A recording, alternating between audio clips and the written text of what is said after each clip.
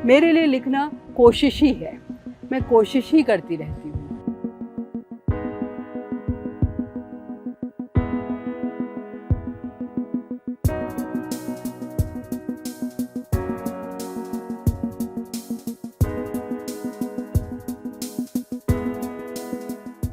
माँ ने साड़ी पहननी छोड़ दी कि आधी से अधिक कमर में खोसनी पड़ती है और पेटीकोट रोज़ ऊंचे कराने पड़ते हैं। पर क्या छोटे होने में बिल्लियों वाली सिफत आ जाती है कि आप ज़रा से सुराख में खुद को घुसा लें और निकल जाएं, सरहद छेद दें और फिसल लें बीच से, अदृश्य हो पाने के करीब तक की क्षमता दिखा डालें। यही कारण रहा होगा कि माँ उस सरहद के पार निकलने की भी ठान सकी, जबकि बेटी बस बुढ़ाऊ चिंता में ग्रसित हुई कि बुरे फंसे। शुक्रिया गीतांजलि, आपने पढ़ा वाला हिस्सा। तो इसमें तो रेत समाधि में तो कितनी ही कहानियाँ आपने पिरोई हैं, समेटी हैं, डाली हैं। तो पहले तो ये बताएं कि आपकी इस तरह की पुस्तक में जिस तरह तरह के जीव जंतु भी बोलते हैं, उसमें किवाड़ जो दरवाज़ा है वो भी एक राय रखता है और उसका भी एक पॉइंट ऑफ व्यू है। तो इन सब चीज़ों को शामिल करना क्यों ज़रूरी लगा आपको? क्या इंसान काफ़ी नहीं थे आपके पात्र बनने के? तो देखिए, पहली बात तो ये है कि इंसान अकेले तो नहीं है ना, पूरी कायनात है, पूरी कायनात जुड़ी हुई है और इंसान अकेले नहीं रहते हैं, बल्कि वो दूसरे जीवों के साथ साथ जिन चीज़ों को हम निर्जीव समझते हैं उनके भी साथ रहते हैं। तो इन सब की भूमिका है और जीवन उसी से बनता है और सबका जीवन उससे बनता है। दरवाज़े का जो जीवन है वो भी इस पूरे आदान प्रदान से बन रहा है। वो भी एक सीमा है एक प्रकार की। हाँ, बिल्कुल। और जो जीव जंतु हैं वो भी इसमें शामिल हैं और सबसे ऐसा भी नहीं है कि सबसे अहम इस पूरी कायनात में इंसान ही है जी। और सबकी अपनी जगह है। इसमें तो कौवा भी बोलता है। कौवा भी बोलता है, इसमें तीतर भी बोलता है, कौवा भी बोलता है, कुत्ता भी कुछ समझता है। हाँ। सड़क और दरवाज़ा ये तो समझते ही हैं, तितलियाँ भी कहानियों को आगे बढ़ा ले जाती हैं। तो असल बात तो यही है कि कायनात पूरी जुड़ी हुई है और इसके लिए मैंने कोई पहले से इसमें भी कोई ऐसा नहीं है कि तैयारी कर ली मन में कि मुझे तो इस तरह का कुछ लिखना है। पर जब आप जीवन के बारे में लिख रहे हैं और ज़िंदगी के बारे में जो चारों ओर चल रही है उसके बारे में लिख रहे हैं, तो ये सारी चीज़ें अपने आप उसमें खुद ही आती चली गई, खुद ब खुद उन्होंने अपनी एंट्री वहाँ पे करी और मुझे उन्हें स्वीकार करना पड़ा। तो ये तमाम पात्र आए आपके मंच पे और आपने बहुत खूबसूरती से उनको अपने कैनवस पे ढाला है। तो आप पात्रों के अलावा आपकी जो पूरी भाषा शैली उसमें कई दुनियाएं हैं, मतलब एक बड़ा वसी एक आपका वो सामने आपने उसमें रज़ा की पेंटिंग्स भी हैं, उसमें एम.एफ. हुसैन का भी जिक्र है, तरह तरह की चीज़ें हो रही हैं उसमें। एक ऐसे क्षण में जहाँ हिंदी जगत या जो हिंदी भाषी लोग हैं भारत में वो एक अलग ही एक संकीर्ण यूँ कहिए एक तंग ख्याली का शिकार सा होते दिखते हैं कभी कभी, तो उसमें आप अपना ये इतना बड़ा कॉस्मोपॉलिटन इतनी जगत आप कैसे उसमें समेटती हैं? एक तो आप क्यों कह रही हैं कि हिंदी जगत ऐसा है, मैं नहीं मानती कि हिंदी जगत ऐसा है। एक कोई चल रही है, एक बहस चल रही है, कुछ का नज़रिया ज़्यादा संकीर्ण है, कुछ का ज़्यादा खुला हुआ है, दुनिया ज़्यादा खुल गई है पहले से ज़्यादा, लोग ज़्यादा मिलने लगे हैं, सरहदें असल में टूट भी गई हैं, नई तरह से सरहदें बनाने की भी कोशिश हो रही है, वो अलग बात है।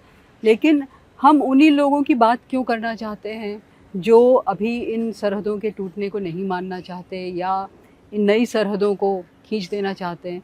वो लोग भी तो हैं, उनकी भी तो जगह है, वो भी इसी देश के वासी हैं, मैं भी इसी देश की वासी हूँ और ये मेरा बहुत ही मेरा घर है ये। तो मैं क्यों नहीं इन चीज़ों को बचा के भी रखना चाहूँगी। इसी ने मुझको बनाया और बढ़ाया है और इतनी जिसको कहते हैं समृद्ध संस्कृति का मैं हिस्सा रही हूँ, जिसमें कि ये तरह तरह की चीज़ें हैं, भाषा में तरह तरह के तेवर हैं, भाषा जगह जगह से आई है और इसीलिए मैं कहती हूँ कि हमारी हिंदी भाषा तो बहुत ही जिसको बोलिए कि संपन्न भाषा है।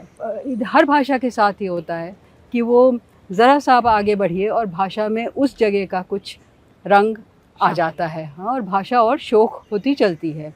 हिंदी का प्रदेश चूँकि इतना बड़ा है तो उसमें आप सोचिए कि कितने बदलाव आते जाते हैं और कितनी सारी, मतलब कौन सी एक मानक हिंदी है जिसकी बात की जाए। तरह तरह की भाषाएं और हम सबको मानना चाहते हैं, तरह तरह की उसमें बोलियां, शामिल हुई हैं जिसने उसको और बेहतर बनाया है, अभिव्यक्ति के लिए और ज़्यादा शक्तिशाली बनाया है, तो हम क्यों नहीं उसको मानेंगे? हम बिल्कुल मानेंगे। और वो आए हैं, हम मेरे ही साहित्य में नहीं और साहित्यकारों के साहित्य में भी। तो गीतांजलि, आपकी शुरुआत मतलब आपने एक इतिहासकार के रूप में की और आप पढ़ाती भी थी। उसके बाद जब आपने छलांग लगाई और पूरी तरह से आपने एक लेखिका के जीवन में आप एक लेखिका बन गई, तो उस क्षण के बारे में बताइए कि वो कैसे वो लीप हुई? क्या वो अचानक हुई या वो आपके जहन में बुलबुला रही थी बहुत पहले से? और मैंने सुना है कि पहली कहानी आपने एक ट्रेन में लिखी, उसका भी ज़रा बयान कीजिए। थोड़ा कहानी अगर याद हो तो थोड़ी बता भी दीजिएगा, क्या लिखा था आपने तब? देखिए, मैं अचानक शब्द से भी थोड़ा घबराती हूँ इसलिए कि मुझे लगता है अचानक कुछ नहीं होता है, वो अंदर अंदर पनपता रहता है, अंदर अंदर बढ़ता रहता है और अपना पल ढूंढता है। तो मुझे नहीं लगता कि ये सब अचानक हुआ, लेकिन हाँ, बहुत दिनों तक वो अंदर ही दबा रहा। वहाँ पे धीरे धीरे उसने करवट बदली, धीरे धीरे अपने को और असर्ट किया, और फिर होते होते वो दिन आया जब वो निकल कर आ जाने को तैयार है।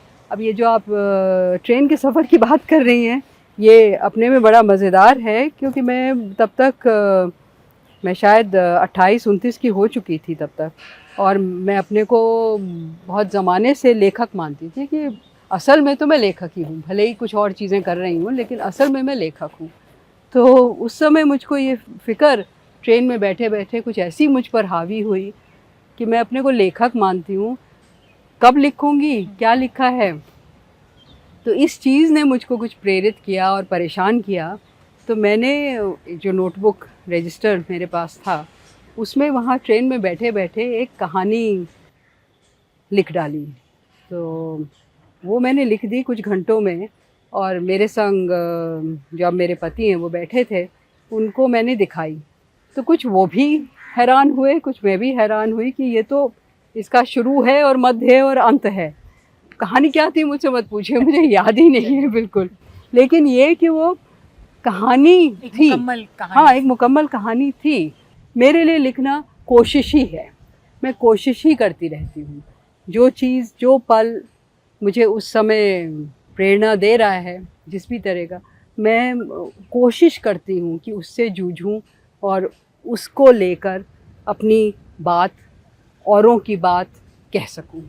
जी, कई लोगों का ये मानना है कि साहित्य से जुड़े लोगों को, जो कि आसपास जो चीज़ें हो रही हैं उस पे लिख रहे हैं, उनका एक नज़रिया होना चाहिए, उनको या तो कहीं खड़े अपने आप को पाया जाना चाहिए। मतलब सीमाएं आपको नहीं बहुत पसंद है, लेकिन मतलब ये कुछ लोगों का मानना है कि आप आइडेंटिफाई कीजिए अपने आप को कि आप कहाँ हैं, और एक सामाजिक मतलब बेहतरी लाने की तरफ उनका बड़ा एक एक्सप्लिसिट एक कमिटमेंट होना चाहिए। आप इसको किस तरह से देखती हैं, और इस पर कई तरह की राय हैं, आप अपने आप को कहाँ पाती हैं इस डिबेट में? देखिए, मैं एक तो यही सबसे पहली बात है कि मैं किसी भी तरह के कट्टर बंधन में ना अपने को देखना चाहती हूँ, ना किसी और को। हम लोग की बहुत ही मैं मानती हूँ कि सरहदें ऐसी होती है जो पिघल जाती हैं, और ऐसे ही उन्हें होना चाहिए। वो इस तरह की नहीं होनी चाहिए कि आप उनको हिलाएं तो वो भरभरा के गिरें या टूटें या कुछ गड़बड़ वहाँ पे हो। सरहद जो है बहुत ही एक सार्थक चीज़ होनी चाहिए, जहाँ से आप आगे बढ़ते हैं, ना कि कहीं पे बस अटक जाते हैं। एक रोड़ा नहीं होना चाहिए। हाँ, बिल्कुल। तो एक तो ये है। दूसरा, आप जो पूछ रही कि आप कहाँ पे खड़ी हैं, भाई आपके देखिए, हम लोगों की इतनी तरह की पहचान है। अगर कोई मुझसे आदमियों और औरतों का मान लीजिए कोई झगड़ा है, और मैं समझ रही हूँ कि भाई सही बात है कि अभी भी दुनिया में अमूमन पितृसत्ता ही चल रही है, अगर ऐसा कोई बखेड़ा है तो जाहिर है मैं औरतों की तरफ होंगी, फेमिनिस्ट होंगी उस वक्त। पर अगर कोई कहे कि आप हर समय अपने को बताइए कि मैं फेमिनिस्ट ही हूँ, मैं जब लिख रही हूँ तो मैं ये नहीं चाहती हूँ कि मेरे पे ये बात कोई ज़बरदस्ती थोपना चाहे कि आप तो फेमिनिस्ट हैं, आप अपनी फेमिनिज्म का हर समय ख्याल करते हुए ख़ास तरह से लिखिए। मुझे लगता है अलग अलग तरह की संवेदना अलग अलग पल में मुखर होती हैं। कभी अगर मुझे पॉलिटिकल एक्टिविस्ट की तरह कोई चीज़ बोलनी है तो मेरी पोजीशन पॉलिटिकल एक्टिविस्ट की तरह होएगी, पर अगर मुझे साहित्यकार की तरह बोलना है तो मेरी पोजीशन दूसरी तरह की होगी। और इस सब का मिल के जो एक पूरा एक संवेदना क्षेत्र बनता है, वो मैं अपना मानती हूँ। और मुझे नहीं लगता कि ये कोई हल्का फुल्का या ऐसा कुछ कि खिचड़ी बन गया, ऐसा नहीं है। इस तरह का कुछ हौच पौच और फजी मामला ये नहीं है।